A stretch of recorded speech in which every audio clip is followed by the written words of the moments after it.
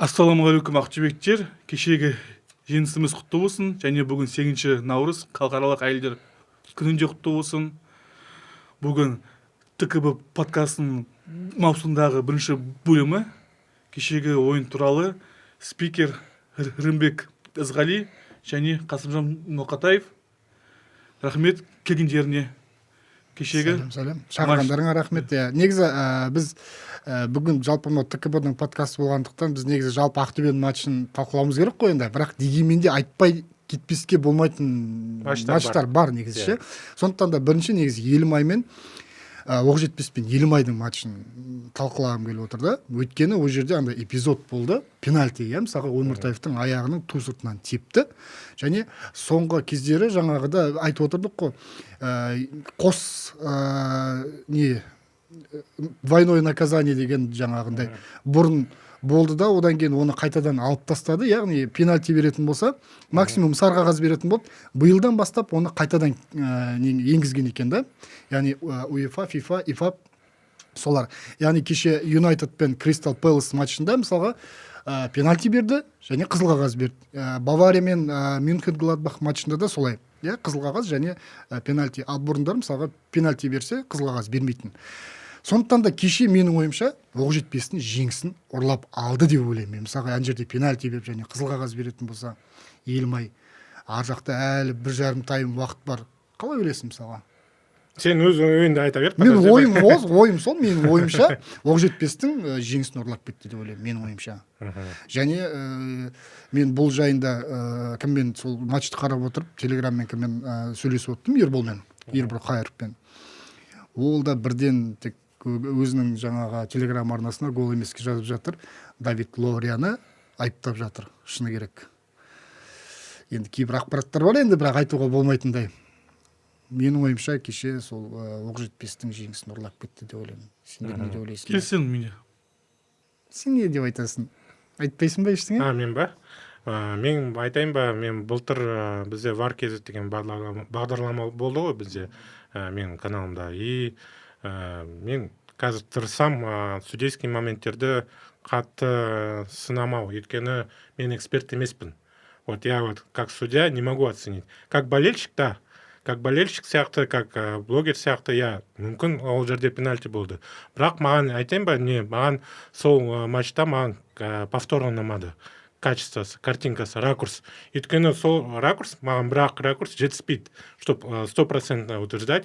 Өйткені көрінбейді, насколько қатты контакт болды тоже. Өйткені сила контакта это тоже көру керек.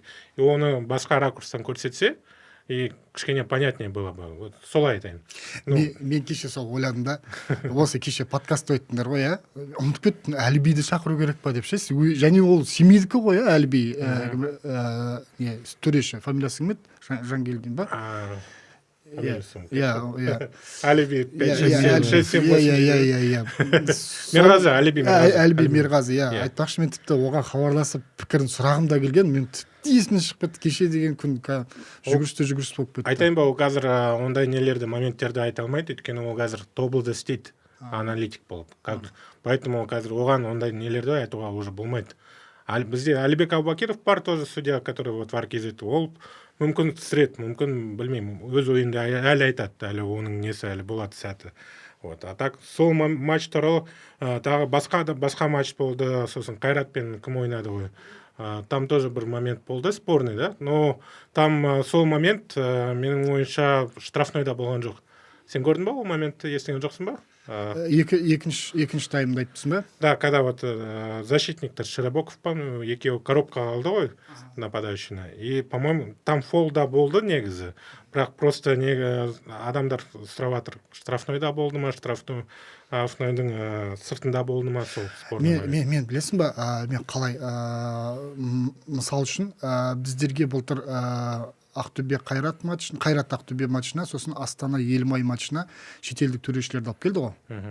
Және маған сол кездегі, енді ол төрешінде сен VAR-KZ-пен сен талқыладың ғой, енді қателіктер жіберген. Дегенмен де олардікі ол қателік болып есептеледі. Егер біздің қазақстандық төрешілер сондай қателіктер жіберсе, оны сен басқаша бағалауың мүмкінсің, солай ғой? иә әртүрлі теориялар кетеді деген сияқты, өсектер кетеді деген сияқты. Сондықтан да менің ойымша маған ең ішіндегі төреліктердің мына ағылшындардың төрелігі ұнайды да, АПЛ-дың төрелігі. Кез келген фолға ысқыра бермейді да. Былтыр мысалға біз сол матчтарда көрген кезде футбол әдемі басқаша көрінді да. Енді кішкентай бірдеңісте біздерде төрешілер қалай кішкентай түртіп қалса, құлап қалса ысқыра береді да. Яғни сен кедергі, өйткені біз білеміз ғой, төрешілер, футболшылар өтірік құлайтын, өтірік симуляция жасайтын, ол бүкіл әлемде бар. Мысалға кеше Реал Мадрид Хеттафеден ұтылып қалды ғой.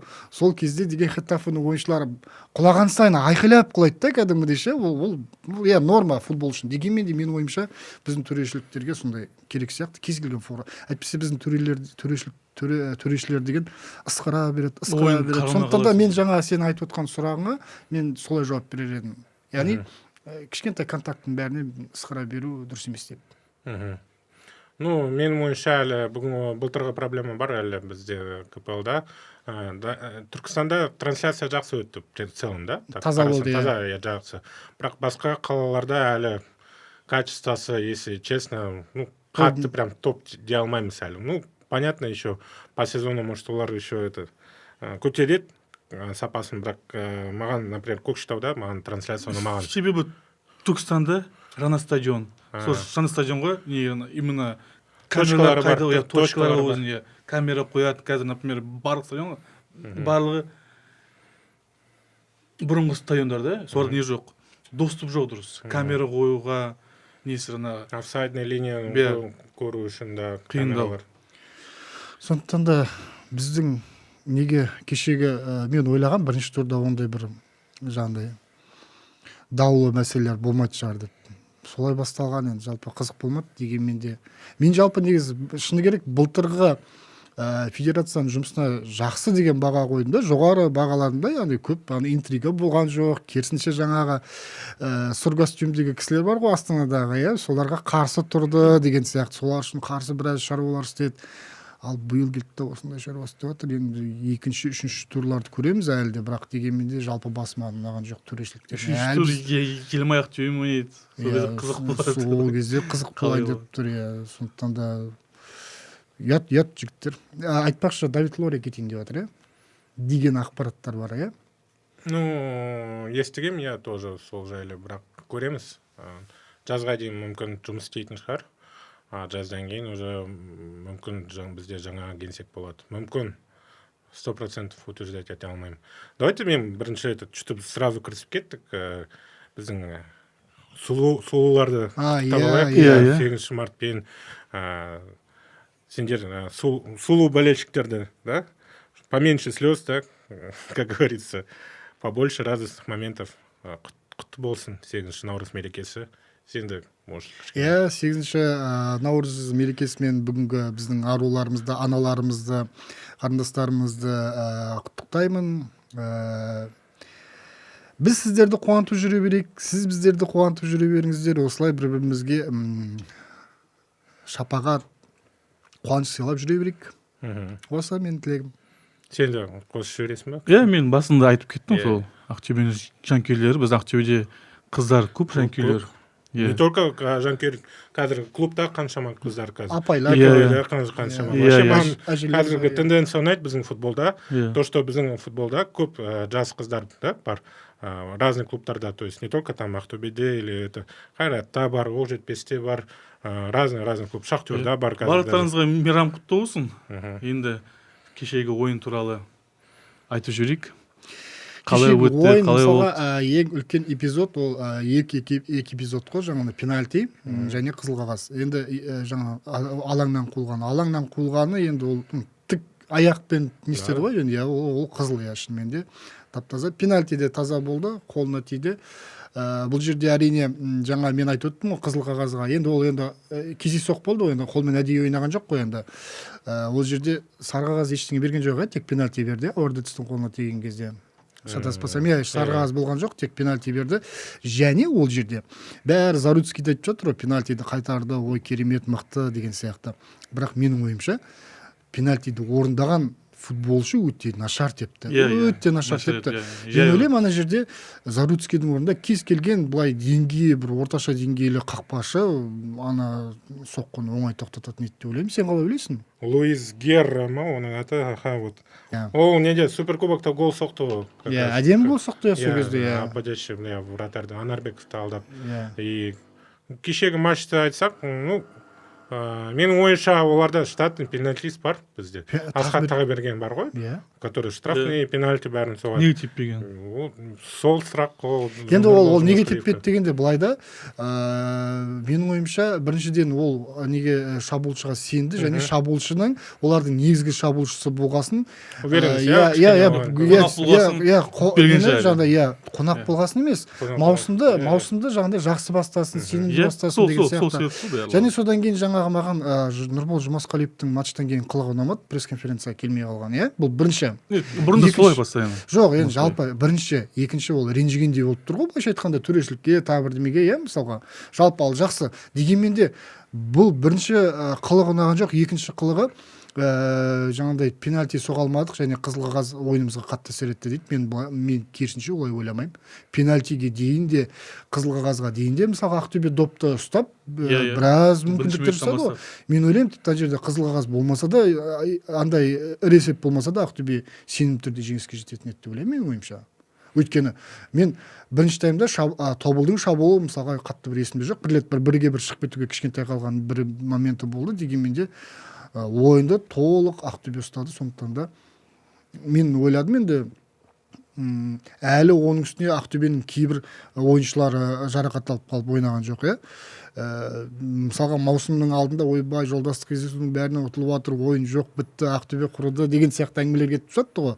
Мен сол кезде айтқам, ол Ақтөбе соңғы рет 2013 жылы чемпион болған кезде олар да мысалға Никитенконың командасы Түркиядағы барлық ойындарын ұтылған да ол кезде.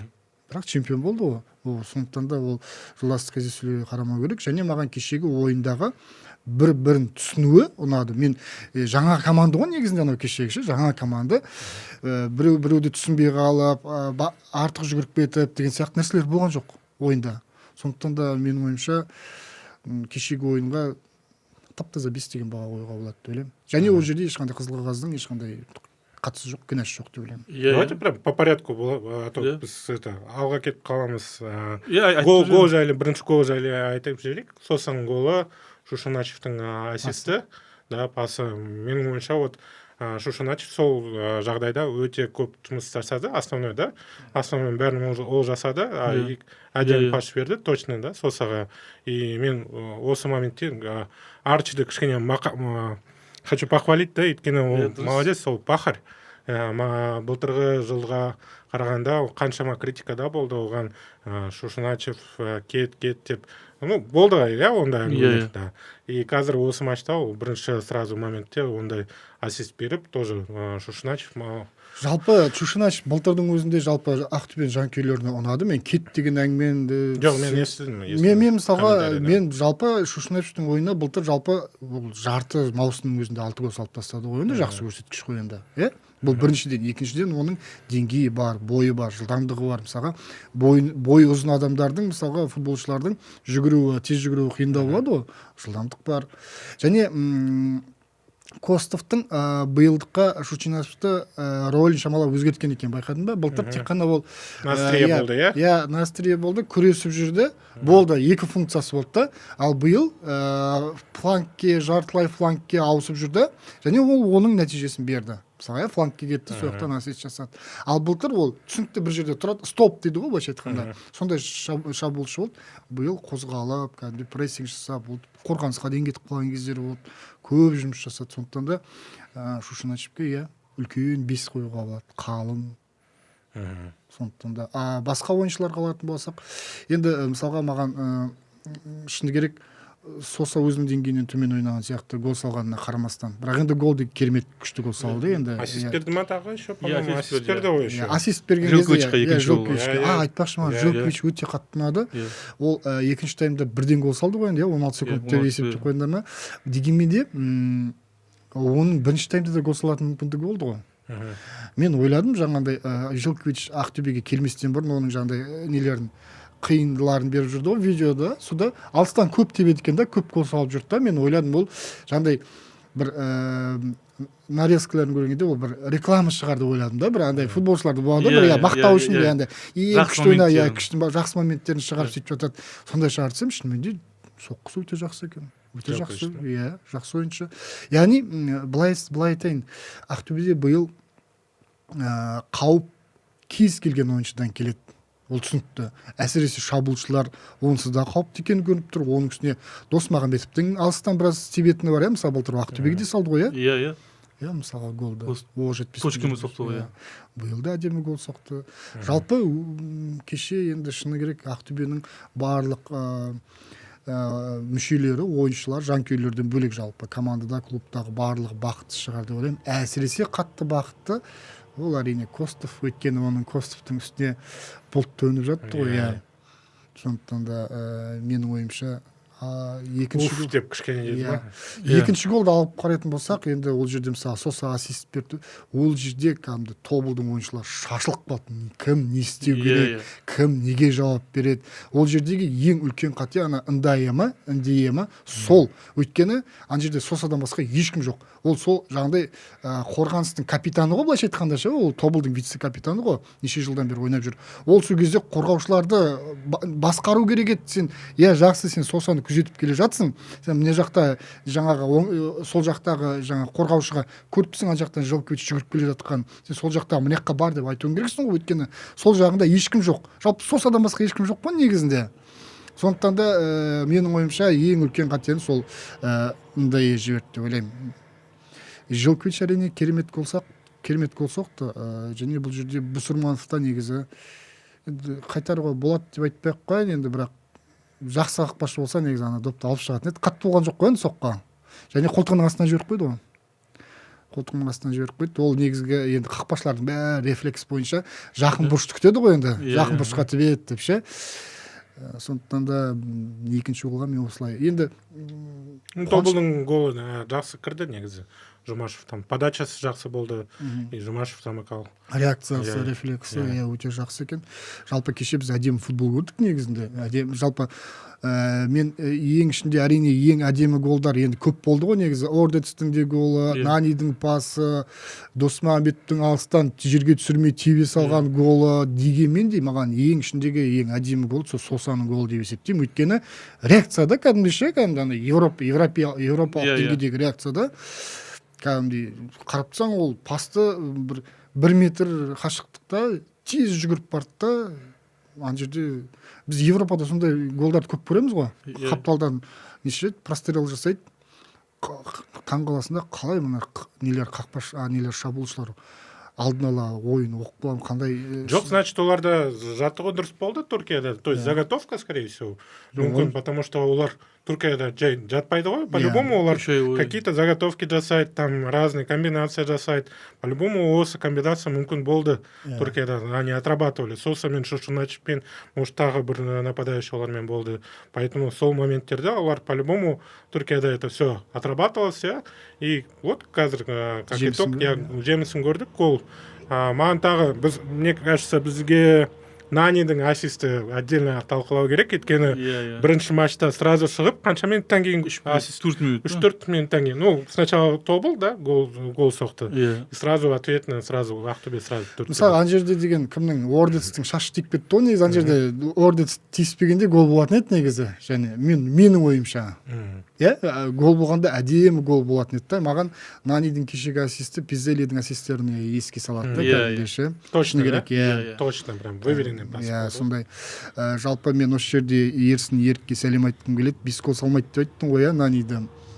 Кеше қандай ойнады, кәдімгі финті көрініп тұр енді, классы ше ойыншы. Көрініп тұр кәдімгі бөлек, жақындатпайды, дистанцияда ұстайды қасындағы ойыншыны, қорғаушыны.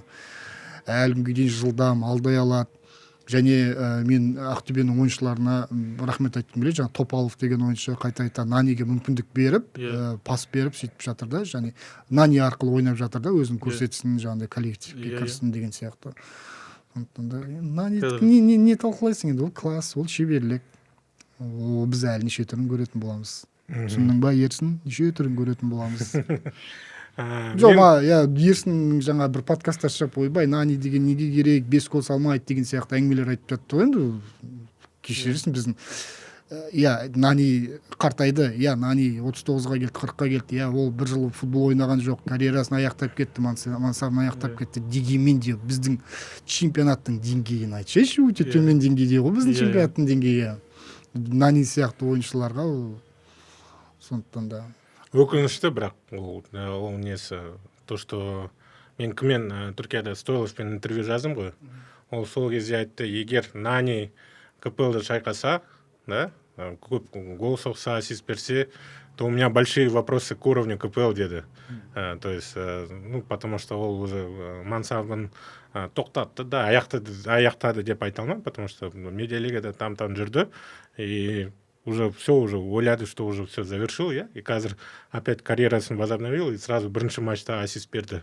то есть это к сожалению біздің енді айтпадым ба сол кезде Стойловқа сіз қателеспей сіз ертең Нани гол салатын болады не істейтін болады ешқандай менің ойымша Нани туралы кішкене айтайын вот кім ерсін айтты ма 5 гол соқпайды деп неге келеді деген сияқты менің ойымша салады ол 5 голды минимум 5 голды салады оңай салады и менің ойымша вот именно осындай матчтарға где жақсы стадион жақсы условия более-менее жақсы условиялар сол матчтарда ол шығады соңғы 15-20 минутта и сол как раз оған жетеді оның деңгейі жетеді чтобы уже защитниктер кішкене шаршайтын болады да сол моментте и оның несі по балансу нормально будет оның уровни деңгейі скорости как раз осы 15-20 минутқа жетеді и гол салуы мүмкін как раз сол моменттерде егер керек болса мен мысалға ойлаймын да бізде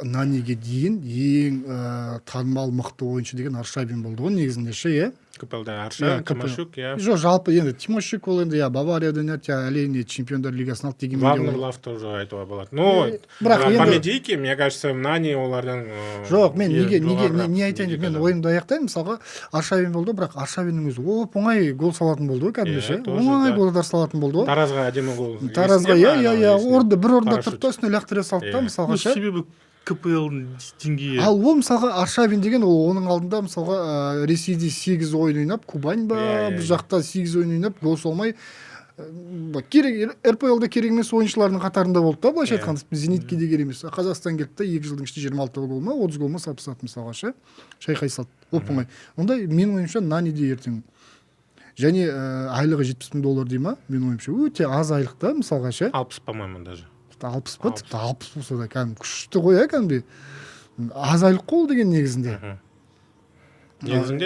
негізінде біздің әйтпесе одан қаншама көп алып жүргендер болды по-моему осы авторство да қабылдады кезінде например біздің ақша ойыншылары $100,000 алды $150,000 алды Иманды болсын Бердібек Сапарбаев кезінде Антоновтар алды например ал қазір 2 есе аз және де $. Сон менің ойымша оның жалпы Нани Ақтөбе үшін былайша айтқанда қай жағынан алып қарайтын болсақ та плюсы көп ойыншы деп ойлаймын. Қай жағынан? Инстаграмда аштым олар Нанинің Инстаграм. Уже 4-ші пост совместного да. Ақтөбемен. А оның подписчики почти 3 миллион.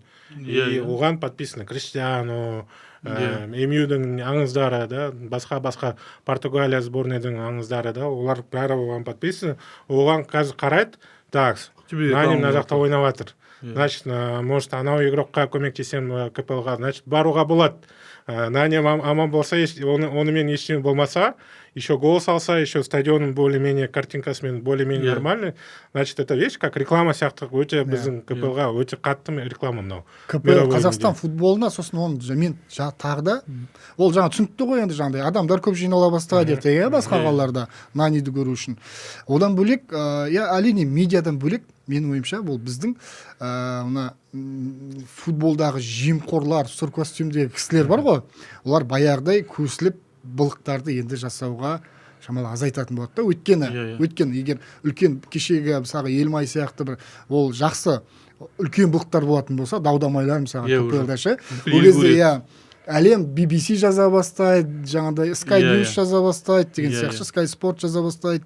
Бізде Қазақстанда мынадай, сол енді функционерлердің өздері федерацияда отырған ұяла бастайды ғой жаймен деп ше. Иә. Мен әлемге жақсы біздің сөзіміз өтпей ақ қойсын, әйтпесе деген біз менің бір өзім мысалға атын айтып түсін түстеп қаншама адамды айтып сынап жаттық. Ешкім мұртында қиналған жоқ қой, былай қарап тұрсаң ше. Иә. Ешкім қиналған жоқ. Біздің сөзіміз жақсы өтпей ақ қойсын, ертең жаймен деп шетелдік бақтар жаза бастаған кезде вот. Яғни тағы бір плюсын мен осы жерден көріп тұрмын да. Я себебі, например, Ақтөбенің айналасқан кезде, например, Европаның 20-30 шақты бақтар жазды. Skyport жазды, например, Sky Sport, BBC, және қаншамада именно миллиондаған подписчиктер бар, например, Instagram парақшалар жазды, Facebook сайттарда шығып жатыр.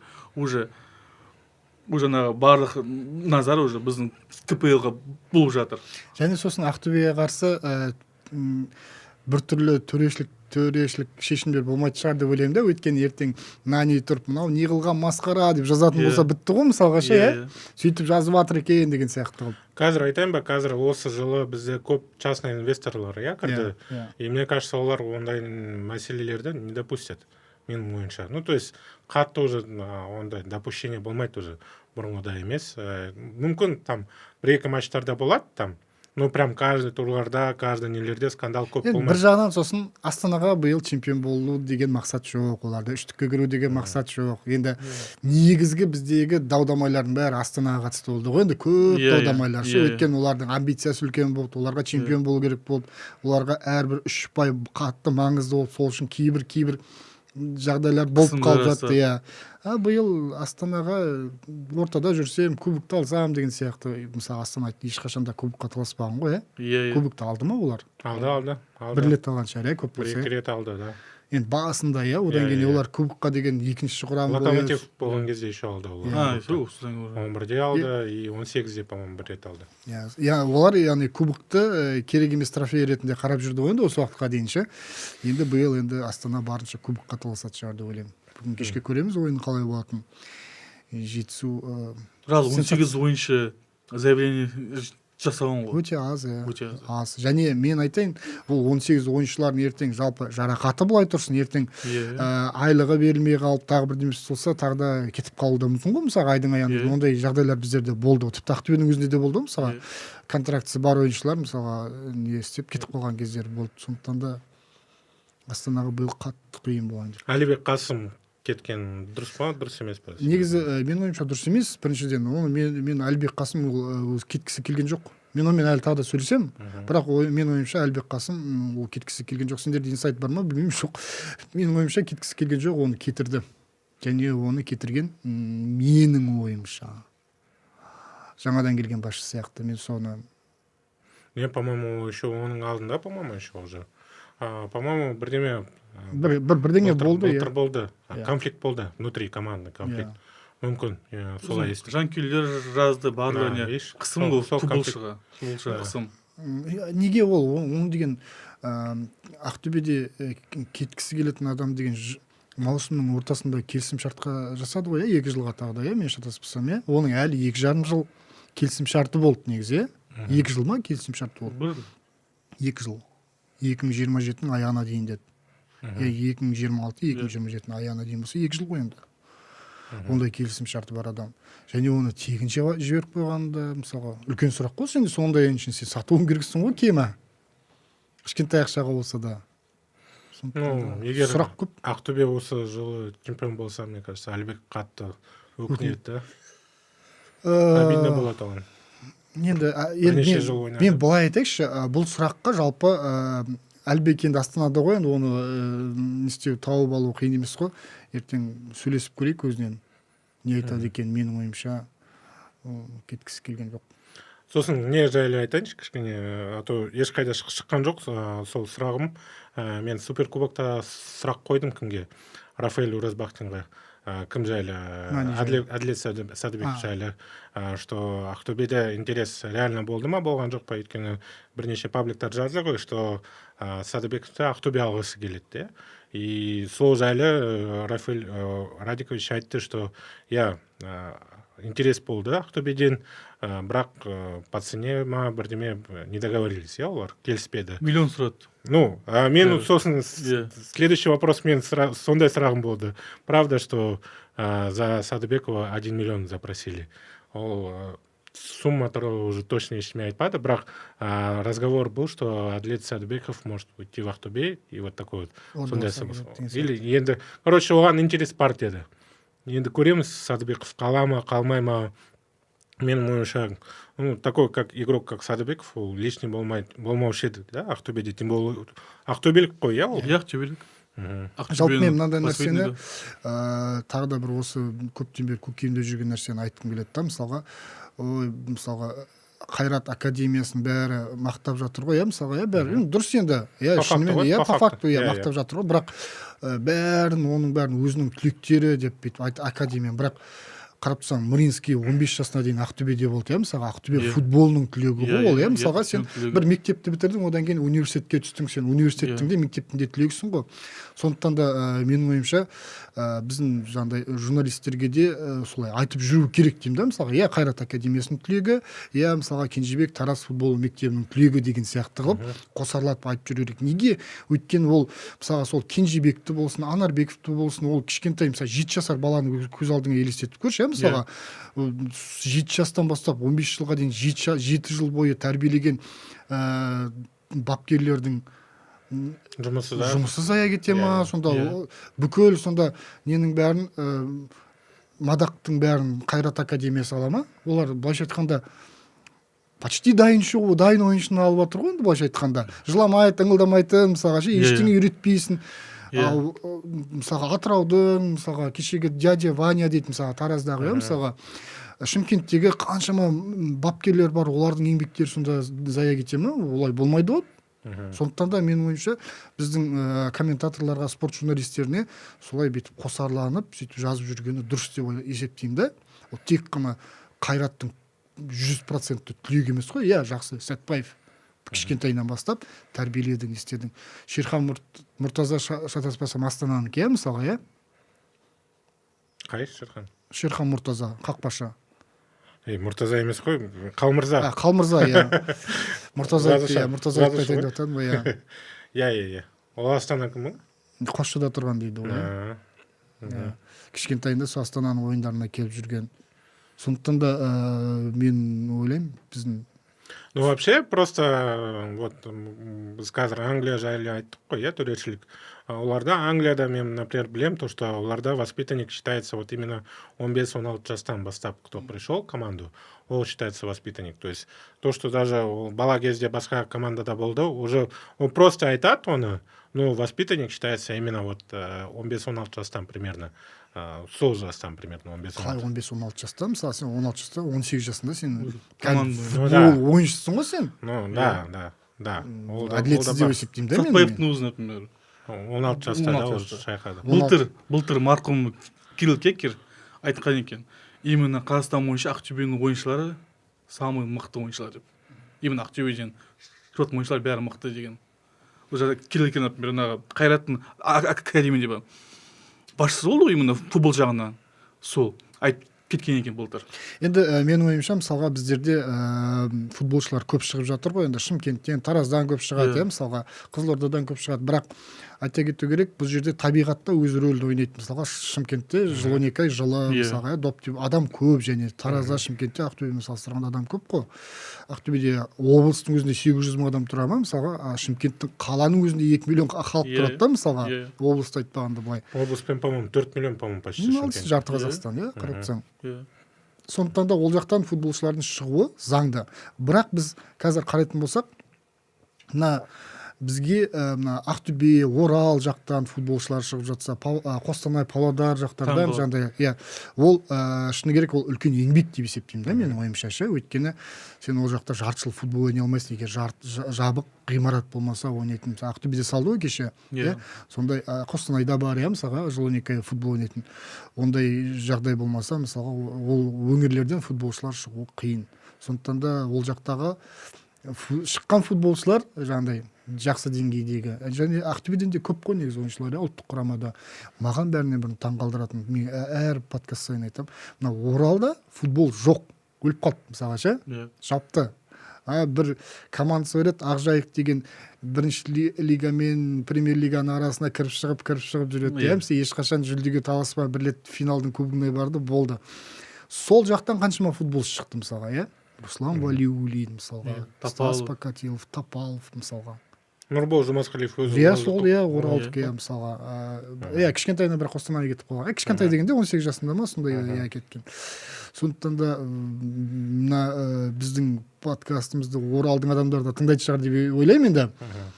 Тыңдаса осы мәселені көтеріп, футболды екінші лигада болса да бір футбол. Жоқ, қазір Жайық деп қайта башты ғой.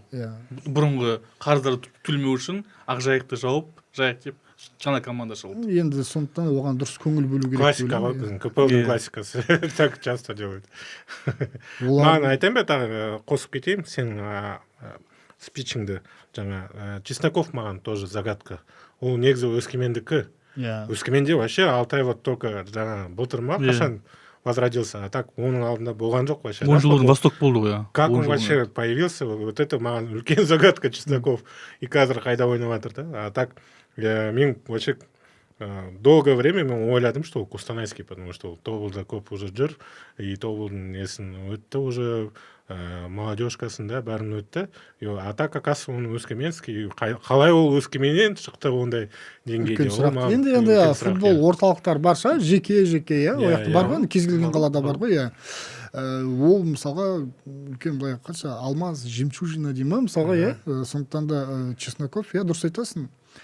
Сондықтан да бұл да жаңағыдай осындай ойыншы, мен ойлаймын жаңағы Чесноковтың осындай деңгейге жетіп шығуы Алтайда футболға көңіл бөлуге түрткі болды деп ойлаймын. Себеп, болады ғой бәрібір, айтады ғой, оларда мысалға әкімнің жаңа коллегиялары болып отады, кездесулер болып отады, жиналыс болып отады, айтады ғой, бізде Чесноков деген футболшы кетіп жатыр, біз не көңіл бөлмейміз футболымызға деген сияқты, ұлттық құрамада ойнап жүр деген сияқты. Сондықтан да осындай жекелеген тұлғалар үлкен септігін тигізеді деп ойлаймын. Сондай футболшылар енді Петропавлдан шықса дейсің ғой енді. Бұйырса енді келесі аптада дүйсенбі күні 16 наурызда Ақтөбе Алматыға барып Қайрат ойнайды. Центральный матч. Центральный матч, чемпионаттың центральный матчы. Да, менің ойымша екі матч біздің ең маңызды бар. Сол туралы не айтасыңдар? Менің ойымша гол көп болады деп ойлаймын. Екі командада кемі 2 голдан салатын шығар, енді қуантатын шығар. Бірақ енді кешегі біз Қайраттың суперкубоктағы ойыны және Қайраттың кешегі ойын екеуін алып қарайтын болсақ, Ақтөбеде мүмкіндік көбірек сияқты. Өйткені Ақтөбенің ойыны былай цельный дейді ғой, мысалға сондай. Ал кеше Қайрат жаңағыдай әлі ойын таба алмай жүрген сияқты болып көрінді маған. Суперкубокта да солай көрінді маған. Шыны керек, кейбір ойыншылар Жоржиньо әлі өз-өзін таба алмай жүр, мысалы. Сондықтан да Ақтөбеде мүмкіндік көбірек деп ойлаймын. Қайрат шаршады ғой, жыл бойы. Ол да бар, мотивация, қиын табу. Мотивация, шынымен ойыншылар жеңілдік нелер бар ғой, енді бір жағынан сосын былтыр ойынды жүргізіп жүрген ойыншылар. Сен не бар ғой, мынандай мақал бар ғой, сен маған жартылай қорғаушының кім екенін айт, мен сен команданың кім екенін айтам деген сияқты ше. Олар алтта Громыканы жіберіп қойды, сосын кім Заряны жіберіп қойды, өте жақсы ойыншылар ғой деген ше. Былтырғы Қайраттың былтырғы ойынын жасап жүрген ойыншылар ғой негізінде. Ойын жасап жүрген ойыншылар жіберіп қою маған мен үшін үлкен сұрақ болды. Енді Боранбаевтың біз білеміз көп ақша төлегісі келмейтінін, сондай де, сол үшін көп ойыншылар сол айлығымызға сол үшін кетіп қалды. Заруцкий де сол үшін кетіп қалды, мысалы, жаңағыдай айлығымның үстіне шамалы қос деген сол үшін кетіп қалған. Соған қарсы оған қоспаймыз деген. Кейбір ол да бүйтіп қырсыға беруге, принципке қатты бара беруге болмайды деп ойлаймын. Енді шынымен де егер қос деп сұрап жатса, кейбір ойыншылар, мысалы Заруцкий болсын, мысалы Заруцкий еңбектері бар, әділетті деп ойлаймын. Сен не деп ойлайсың мысалға? Жоқ, Заруцкий туралы мен 100% ойлаймын, что оны это потеряли қайрат, өйткені екі мықты қақпашы болу керек негізі. И қазір кешегі матчтарын даже көрдік, очень жақсы ойнады, да, тобымен. И мне кажется, ол даст вот этот импакт, иә. То есть ода бар, тәжірибе бар, сосын несі бар, қалай айтады, менталитет победителя бар. Иә, соны айтайын деп отырмын. Чемпион болды уже бір-екі рет, уже одан ол білет қалай чемпион болу керек. И сондай ойыншы басқа командаға сол менталитетті он может дать тоже. Раздевалкада, тренировкада, то есть подскажет там, где-то подбодрит, где-то напихает, ұрсып алады, сондай кездерде. Иә, мен мына нәрсені айтқым келеді. Сен жаңа ұрсып алады дейсіз. Қақпашының беделі болу керек, және оның үлкен беделі болу керек. Иә, Анарбекте ондай мінез жоқ. Мысалға, қақпашы тұрып, ананы боқтап болса да, кәдімгідей сөз жүргізе алатындай болу керек, иә. Анарбекпен жас бала ғой, мысалға, қанша жерден ол мықты болатын болса да, ол біз айқайлап бірдеңе істеп жатсам, ұнамай қалуы мүмкін ғой, мысалға. Он пихает, вообще мен жаттығуда болдым ғой матчтарда Түркияда. И сол матчтарда бәрі естіледі, да, ойын жаттығу матчтарда. И Анарбеков жақсы так руководит. Он несі бар да тоже характер. Атырауский ғой, все равно тоже такой. За словом в кармане полезет, там может там наорать, накричать. Сол жағынан. Мен тағы қоса алайын, а то бізде подкаст Рымбек подкаст болып кетті. Кішкене почему Ақтөбеде көп жақсы ойыншылар шығады, да, сол туралы. Менің ойымша, это понятное дело, что Ақтөбе ең көп жанкүйерлер, иә, Қазақстанда. Ну и мне кажется, ең көп вовлеченность футболға. То есть из-за того, что сенде бар пример, иә, Ақтөбе. То есть есть куда стремиться, есть команда, куда хочешь каждый бала попасть. И сол вовлеченность үлкен Ақтөбеде. Сол из-за этого, короче, Ақтөбеде стимул бар. И көп школалар, частные школалар. Ақтөбеде өте көп. То есть футбол — это игра для голодных. Это мы все знаем. Бізде вообще әлемде өте аз пример, когда вот байдың балалары, это только кака, так вспомнить только и все. А так көбісі бізде жай семьядан да шыққан, и оларға это как үлкен лифт, да, социальный лифт. И сол жағынан, мне кажется, вот сен айттың ғой, Шымкентта одна из причин тоже вот это социальный лифт. Юг жақта и Ақтөбе жақта. Ақтөбені айтсаң, там в основном мықты футболшылар қаланың өзінен емес, ауылдардан, да, жақын ауылдардан в основном. И вот это, мне кажется, вот тоже мотивация үлкен оларға, балаларға, то, что вот есть любимая команда. Және футболшы болып қалыптасқаннан кейін Ақтөбеде көп қателік жасап қоятындар бар. Иә, мысалы Дидар Жалмұханды айтуға болады. Иә, мысалы 2019 жылғы құрамда 2019 жылы Ақтөбе тек қана өзінің түлектерімен ойнап шықты. Оны кейбір легионерлер болды. Жасан Есен Жасанов па кім? Сол қайда.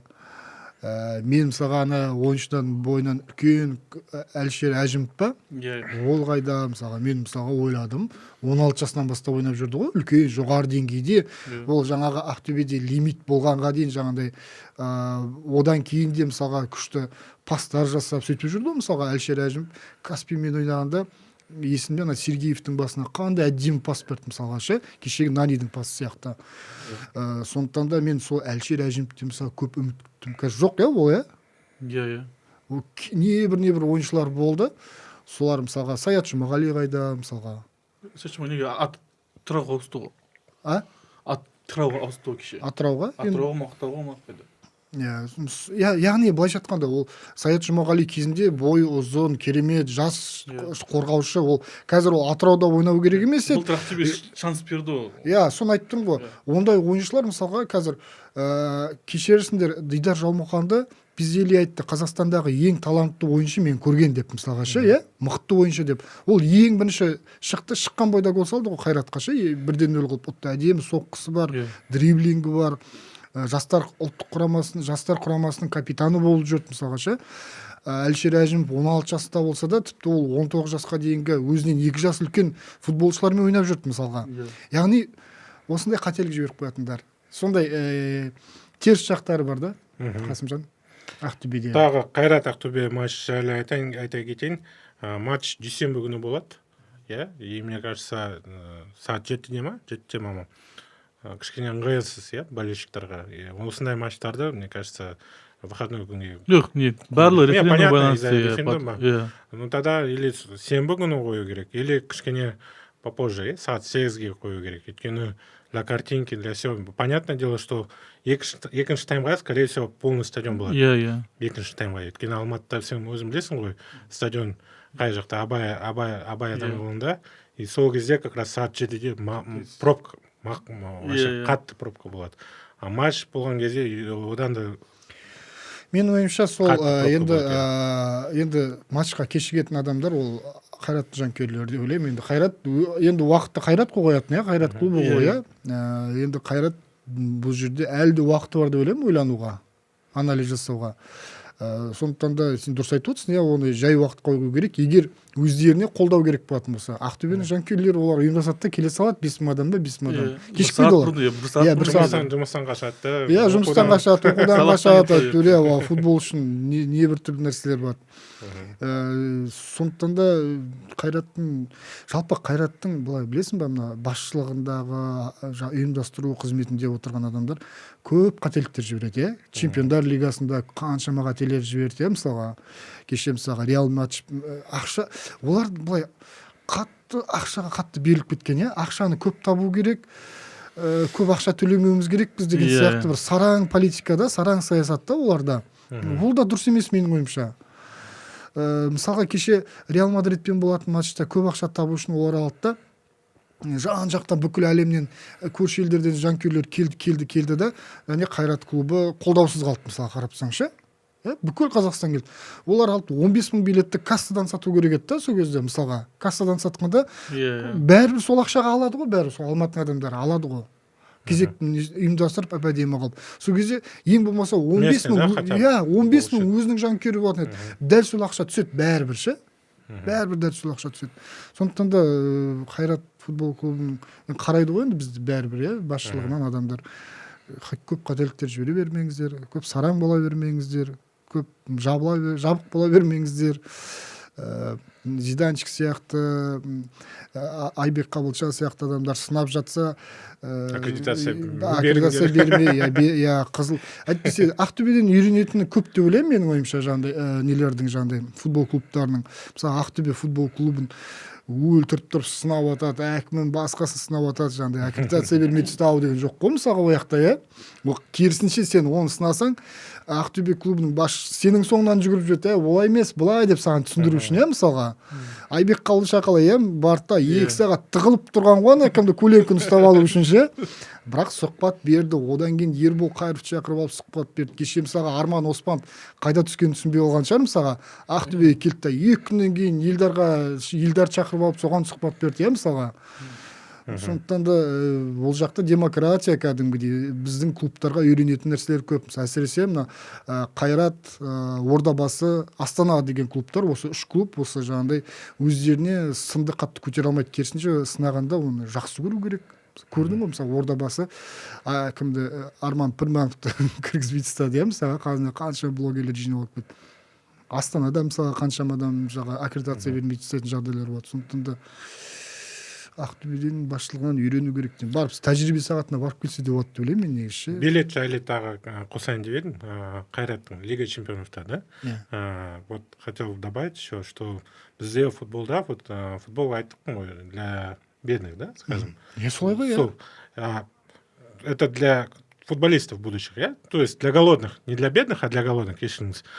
Ну, болельщики это тоже для простых футбол. Негізі, вот так қарасаң, это футбол, это не для богатых вид спорта. Бізде футболда басқа спортты қарасақ, гольф, там, например, теннис, да? Ол, да, там, оны айтуға болады, там, для аристократов, там, или еще что-нибудь, да? А футбол это для простого народа. Поэтому ондай бағаны қою, менің ойымша, тоже қисынға келмейді. Кішкене, да, түсінбедім мен. Әділетсіз. Өйткені Брюгге мен Пафостың бағасын қарасаң, да, это понятно уже, қаншама уақыт өтті, но все равно это, мне кажется, болашақта, да, оны надо во внимание принести, потому что футбол, понятное дело, VIP жасау керек. VIP болады, да, бір 2-3 мың, которые могут себе позволить. Но қалғандары, ол VIP емес, қалғандары жайыр. Енді жаңағы алдында да мысалға біз бірге отырған кезде айттым ғой, жалпы былай теннистің жаңағы борттарында тұратын нелерді, брендтерді көретін болсаң, одан бөлек ана BNP Bonaparte деген не бар, мысалы сендер білесіңдер ол не екен? Ол жаңағындай жаңағындай байларға арналған, үлкен корпорацияларға арналған банк ол мысалға ше, ал футболдың жарнамалары не? Лейс, Хайнекен, Кока-кола, Виза, былайша айтқанда қарапайым адамдар пайдаланатын нәрсе. Ода мысалға Лейсті байлар жейді деп айтпаймын мысалға ше. Сондықтан да осы жағын дұрыстап ескеру керек, анализ жасау керек, тәкаппар болу керек. Ну, коммерциализация керек бізге футбол, да, понятное дело. Қайратты түсінуге болады. Они хотели заработать, да? Но просто, видишь, кішкене по цене, мне кажется. Бізде былай ғой. Неправильно чуть-чуть. Бізде былай ғой. Бізде былай бұрынғы кеңес одағынан шыққан елдердегі халық сондай не болып келеді, жаңағыдай сараңдау болып келеді да.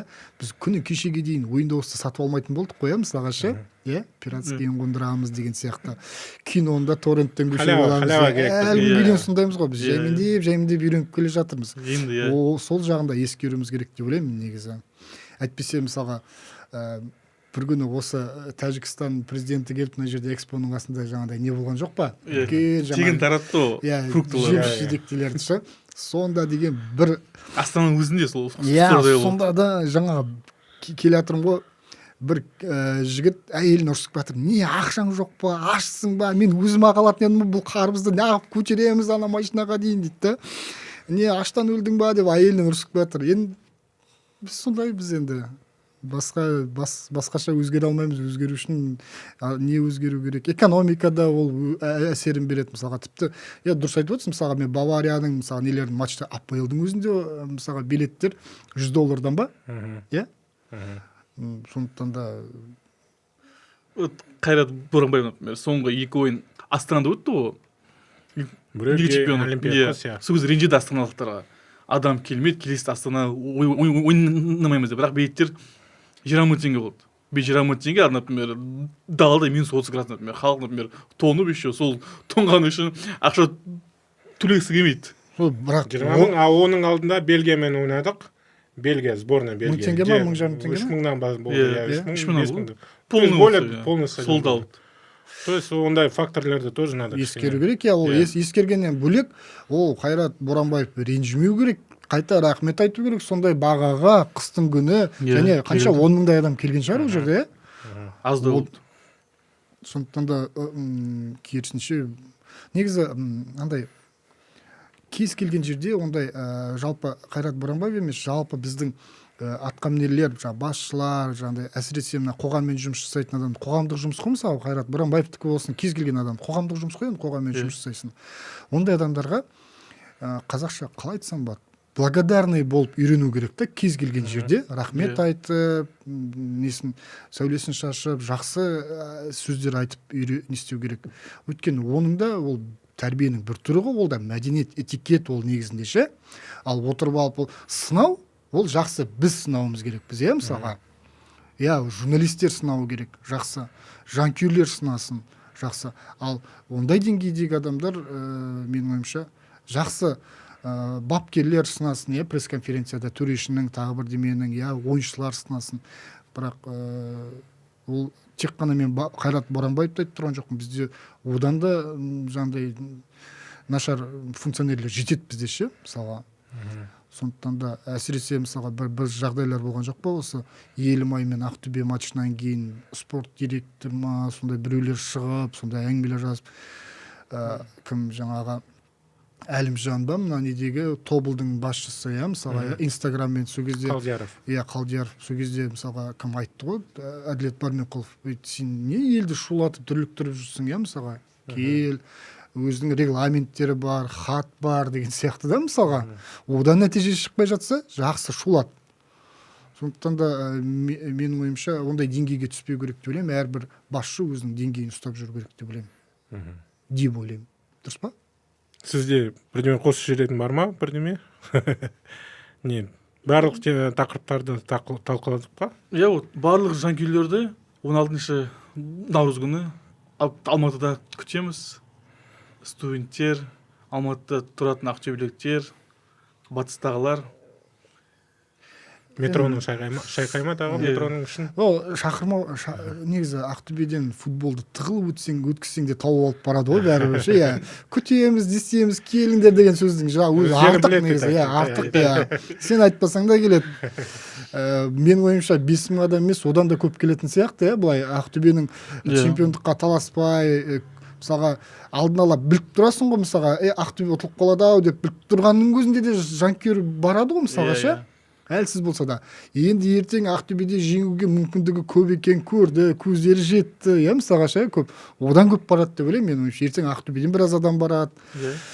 Кешеде мысалға алдың күні бір жігіттермен отырып, танымаймын бір кісі, сөйтсем Ақтөбенікі екен да, сосын айтады, ой, мен деген семейге бардым, анда бардым, мында бардым, анау тіпті мен айтамын, сен Ақтөбенікі да, анау кісі жаңағыдай, ол жанкүйер емес, ол фанат емес, үлкен кісі, жай Ақтөбенікі тек қана ше, бірақ ол бара береді екен да, ан жаққа мын жаққа, мен айтамын, таңғаламын. А біздерде мысалға фанаттардың өзі мысалға жете алмай жатады ғой басқа қалаға. Фанаттардың өзі. Қайраттың фанаттары неше рет келеді Ақтөбеге? Бір 2-3 минут қалды, иә, бізде. Давайте бір соңғы тақырыпты талқылайық. Костов жайлы.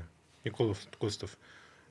Қалу керек па? Қалу керек. Костовта бір нәрсе жетіспейді, ода бедел мен тәжірибе жетіспейді чемпиондыққа деген сияқты. Бірақ қалғаны, яғни оның қойған ойыны, ол Шахтерда болсын, Каспийде болсын, оның қойған ойыны өте керемет болды. Мысалға Каспиймен қалай ойнады, иә? Костов шабуылдаушы футбол көрсетіп жүрді ғой.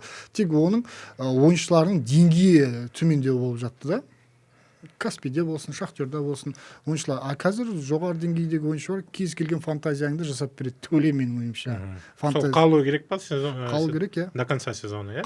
Жалпы мен құптамаймын негізі. Осы эксперименттерден мен тоже шаршап кеттім.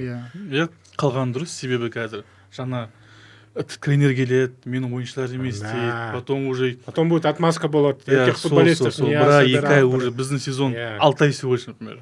Соны айттым ғой, айтыпсы, не Рафаэль Оразбақ деген не керемет тәжірибесі бар бапкер ма, не келді чемпион болды мысалға ше. Не Киржаков керемет бапкер ма мысалға ше, енді бастап атқан бапкер келді да мысалға сол команданы жинап беріп кеткен сол ғой негізі Киржаковқа. Ондай мысалдар көп қой, мысалға кімді алып қарсақ та болады, мысалы Карповичті алып қарасақ та болады, Оқжетпеспен, мысалы Қызылжармен қандай тамаша нәтижелер көрсетіп жатты. Сондықтан да ол ойбай бұл бапкер чемпион болып көрмеген, тәжірибесі аз деу, ол негізі дұрыс емес. Шанс беру. Ойым деп, иә. Да, менің ойымша біздің басшыларға кішкене терпение, иә? Сол терпение көбірек болса, мне кажется, дайте построить команду тренеру просто, хотя бы бір жыл, бір 2 жыл. А то бізде жарты жыл ауыстыра береді, и мы даже не видим, какой футбол, да? Артета, мысалға, компания, мысалға, керемет бапкерлер ма? Артета деген, маған айтты, бірден айтты, 7 жыл уже. 3 жыл бердім де штат, маған 1 жылда мен ештеңе көрсете алмаймын деді. 2-ші жылдан бастап кетті ғой қазір. Әлемдегі топ бапкерлердің қатарына қосылып алды ма? Элитаның қатарына кіріп алды ма?